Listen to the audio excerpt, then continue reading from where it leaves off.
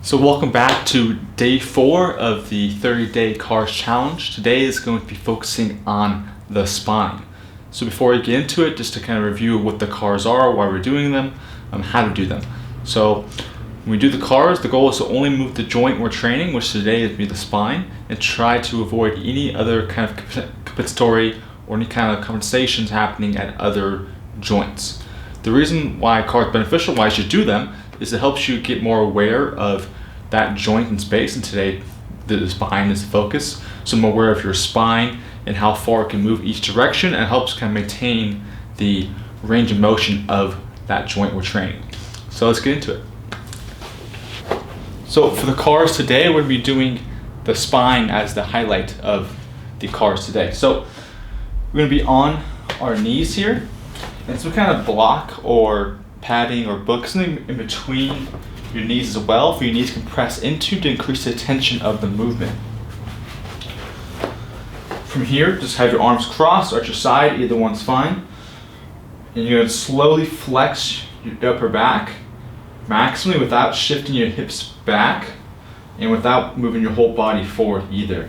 So I'm here, I'm slowly flexing, starting from my upper back here, and keep my neck neutral as I flex my upper back and the rest of my spine as far as I can.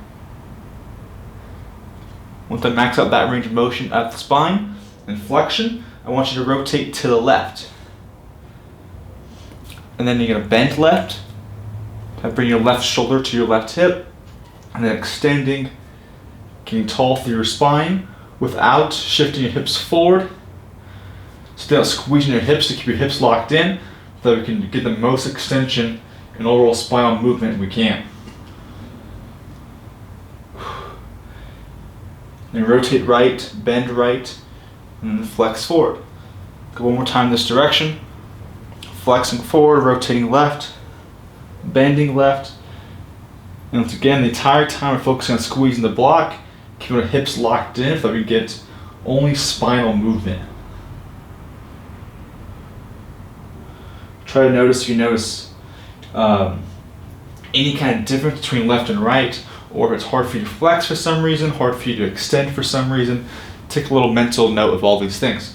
So I'm going to show you the same movement, just a different vantage point to give you a different perspective, so you just understand the move a little better. So once again, blocking between the knees, squeezing the block, arms crossed here. From here, flexing forward.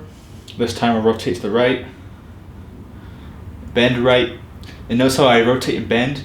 My entire body is shifting away to make it happen. Hips locked in, and just moving from the spine here. Extending, getting tall, rotating left, bending left, and flexing forward.